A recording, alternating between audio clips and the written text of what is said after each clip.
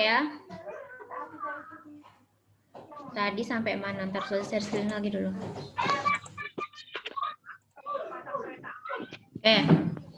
Jadi kalau misalnya kita ingin memberikan kritik atau masukan kepada teman, itu tidak apa-apa diberikan, tapi dengan cara yang baik dan sopan ya.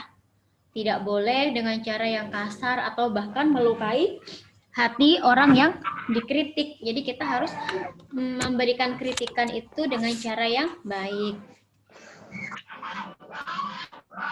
Terus, nah komentar yang dicontoh ini adalah komentar yang baik ya.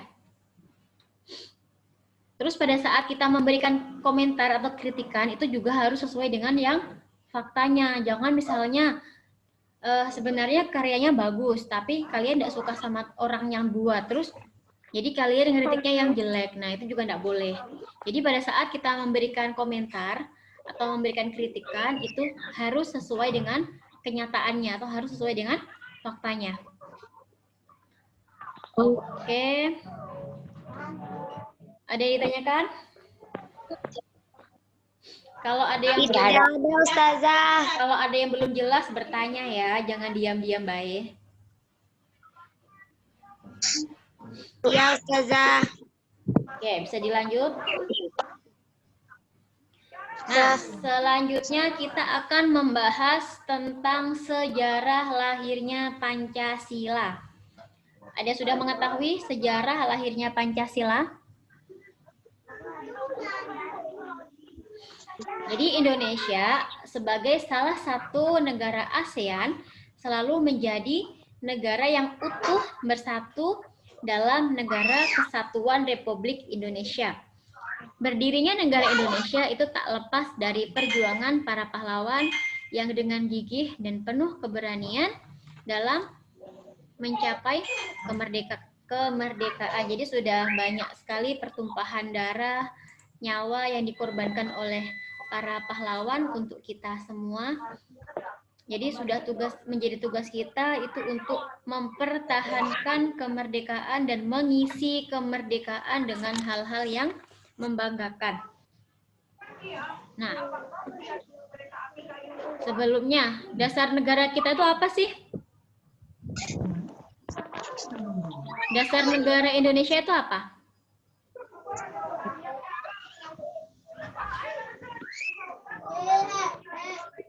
Pancasila. Iya, dasar negara Indonesia itu adalah Pancasila. Terus lambangnya apa?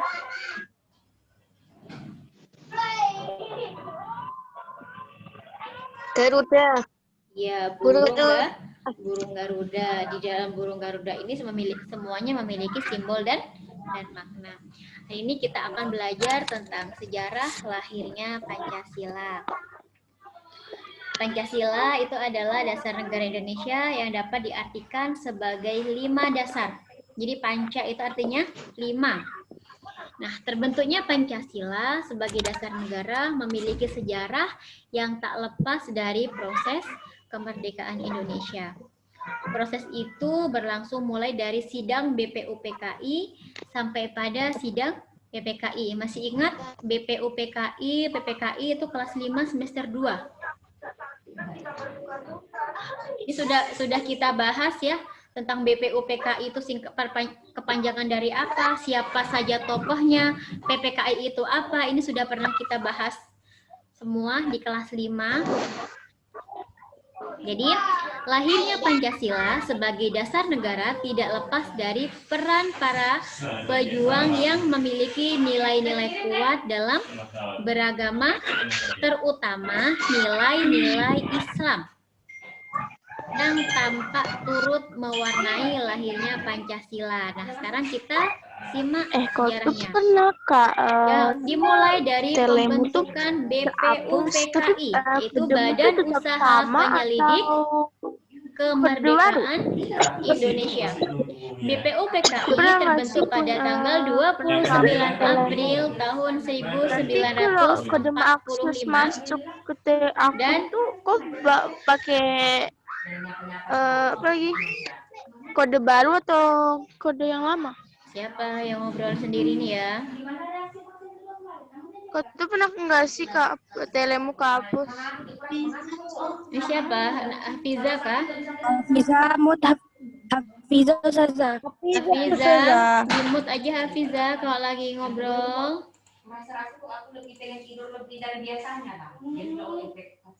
Oke, lanjut ya. Jadi pembentukan PUPKI itu dimulai pada 29 April tahun 1945 dan usulan dasar negara.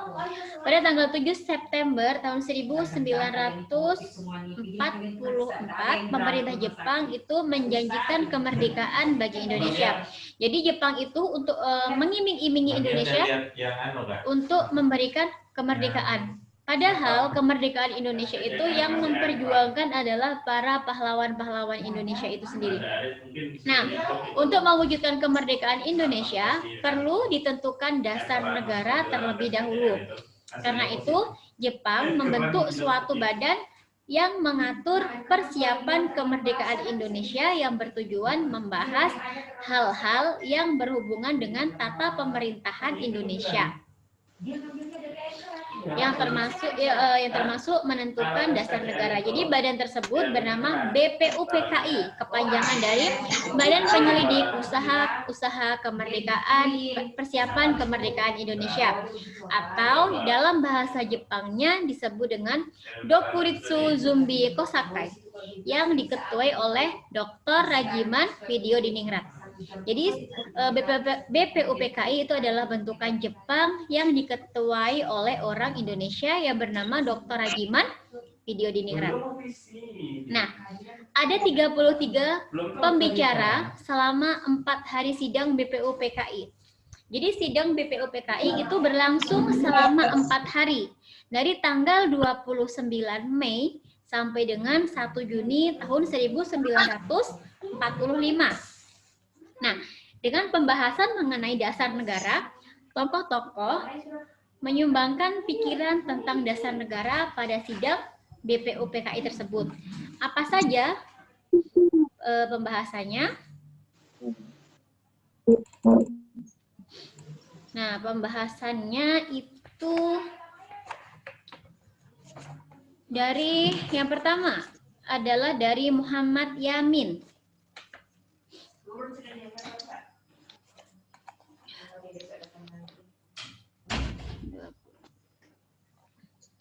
Sini ya, jadi tokoh-tokoh yang menyumbangkan pikiran tentang dasar negara pada sidang tersebut adalah ada Muhammad Yamin, ada Mr. Supomo, yang ini ya, yang Muhammad Yamin ini orangnya, Mr. Supomo, dan Insinyur Soekarno. Nah, Muhammad Yamin itu memiliki gagasan atau memiliki pikiran mengusulkan gagasan tertulis naskah rancangan Undang-Undang Dasar Negara Republik Indonesia yang tertuang rumusan 5 dasar. Yang pertama, ketuhanan yang Maha Esa, kebangsaan persatuan Indonesia, rasa kemanusiaan yang adil dan beradab, kerakyatan yang dipimpin oleh hikmat kebijaksanaan dalam permusyawaratan perwakilan, dan yang kelima, keadilan sosial bagi seluruh rakyat Indonesia. Ini adalah usulan dari Muhammad Yamin. Yang kedua adalah usulan dari Mr. Supomo. Mr. Supomo itu mengusulkan pada tanggal 31 Mei 1945. Kalau Muhammad Yamin, beliau mengusulkan ada 5 juga. Yang pertama, paham persatuan. Yang kedua, perhubungan negara dan agama. Yang ketiga, sistem badan permusyawaratan. Yang keempat, sosialisasi negara. Yang kelima, hubungan antar bangsa yang bersifat Asia Timur Raya.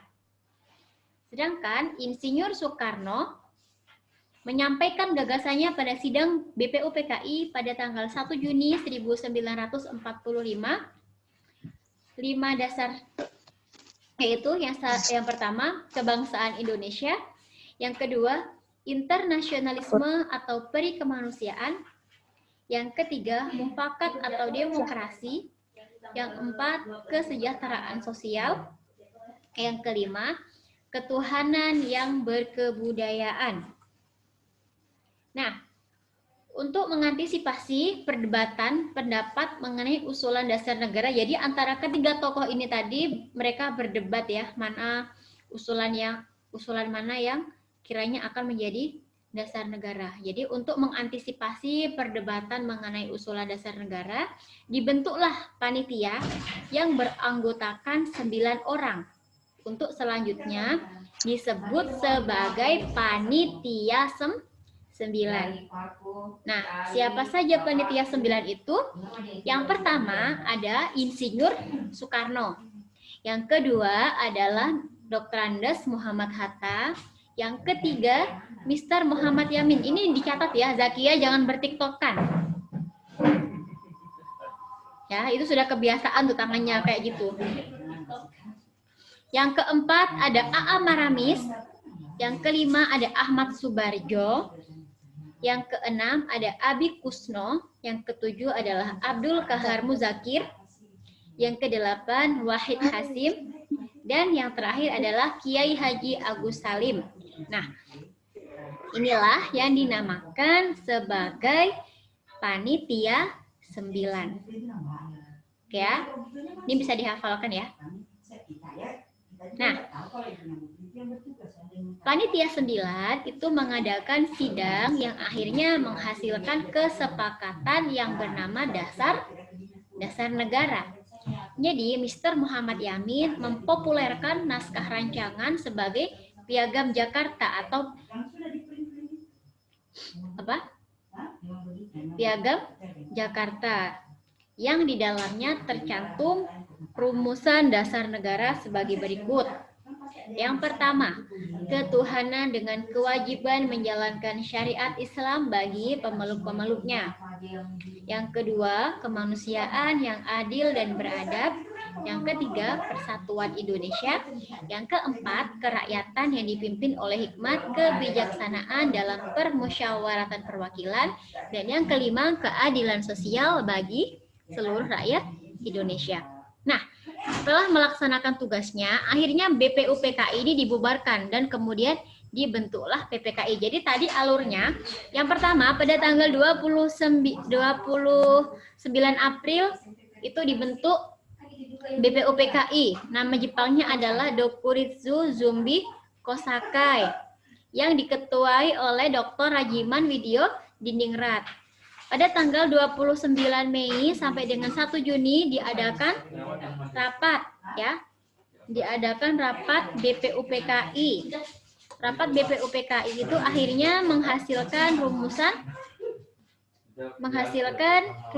apa? Dasar negara. Akhirnya rumusan dasar negara tadi anggota BPUPKI tadi diperkecil menjadi namanya adalah anggota 9 yang di dalamnya itu ada 9 anggota: Insinyur Soekarno, Muhammad Hatta, Mr. Muhammad Yamin, A.A. Maramis, Ahmad Subarjo, Abi Kusno, Abdul Kahar, Wahid Hasim, dan Agus Salim. Selanjutnya dari 9 orang ini tadi terbentuklah Piagam Jakarta. Ya. Setelah Piagam Jakarta itu terbentuk, akhirnya BPUPKI itu dibubarkan dan dikecilkan lagi panitianya menjadi namanya PPKI. Jadi setelah melaksanakan tugasnya, BPUPKI tadi dibubarkan dan kemudian dibentuklah PPKI pada tanggal 9 Agustus tahun 1945. Nah, PPKI, apa tugas dari PPKI? PPKI itu memiliki tugas untuk mempersiapkan kemerdekaan Indonesia dengan tujuan utama mengesahkan dasar negara Republik Indonesia dan Undang-Undang Dasar 1945. Jadi, Panitia 9 melaksanakan sidang pertamanya yaitu pada tanggal 18 Agustus. Ketika itu Muhammad Hatta mengusulkan mengubah 7 kata ketuhanan menjadi ketuhanan yang Maha Esa. Jadi yang pertama tadi ya, ketuhanan dengan kewajiban menjalankan syariat Islam bagi pemeluk-pemeluknya itu diubah menjadi ketuhanan yang Maha Esa. Kemanusiaan yang adil dan beradab, persatuan Indonesia, kerakyatan yang dipimpin oleh hikmat, kebijaksanaan dalam permusyawaratan perwakilan, dan yang terakhir keadilan sosial bagi seluruh rakyat Indonesia. Oke. Jadi di sini Islam sebagai agama, sebentar lagi nak ya, ini sebentar lagi habis, jadi enggak apa-apa ya, sedikit lagi ya. Nanti tutup di 12. Jadi Islam sebagai agama yang dipeluk secara mayoritas oleh bangsa Indonesia tentu memiliki relasi atau hubungan yang sangat kuat dengan nilai-nilai Pancasila.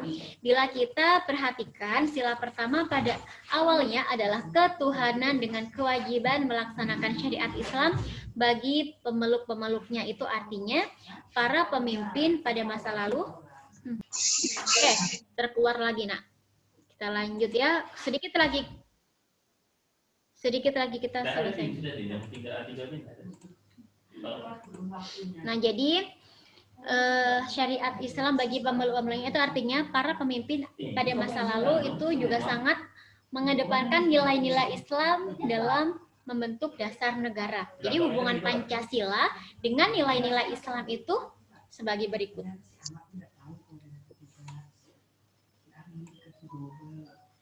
Ya, ada ketuhanan yang Maha Esa, itu adalah adanya pencarian nilai-nilai tauhid yang mengesakan Allah. Jadi dalam Islam, tauhid harus diyakini sebagai kafah atau secara totalitas, sehingga tauhid tidak hanya berwujud dengan pengakuan. Yang kedua, kemanusiaan yang adil dan beradab itu salah satu unsur utama dari ajaran nilai-nilai keadilan dalam masyarakat. Yang ketiga, persatuan Indonesia merupakan satu sendi ajaran Islam sehingga dapat membentuk bangunan yang kokoh. Yang keempat, kerakyatan yang dipimpin oleh hikmat, kebijaksanaan dalam permusyawaratan perwakilan, yaitu dilukiskan dengan kata musyawarah dan mufakat sebagaimana Islam juga mengutamakan musyawarah. Dan yang terakhir yaitu keadilan sosial bagi seluruh rakyat Indonesia, itu menjadi sasaran pembentukan musyawarah atau marhamah menurut ajaran Islam yang dipraktikkan dalam satu sama lain. Oke, hari ini satu pembelajaran dulu ya. Selanjutnya kita lanjutkan untuk besok tentang tugas. Ada yang ditanyakan? Tugas hari ini ada yang ditanyakan? Atau ada yang ingin bertanya materi? Kalau tidak ada yang ingin ditanyakan, kita akhiri pembelajaran kita pada siang hari ini. Selamat istirahat, jangan lupa makan siang, ya. Jaga kesehatan, tidak usah keluar rumah kalau tidak penting banget, ya. Ustazah akhiri, ada lebih kurang lebihnya Ustazah mohon maaf. Baca alhamdulillah bersama-sama. Alhamdulillahi rabbil alamin. Astaghfirullahaladzim. Astaghfirullahaladzim. Astaghfirullahaladzim. Majelis. Subhanakallahumma wa bihamdika asyhadu an la ilaha illa anta astaghfiruka wa atubu ilaik. Baik, Ustaz akhiri. Wassalamualaikum warahmatullahi wabarakatuh. Waalaikumsalam warahmatullahi wabarakatuh.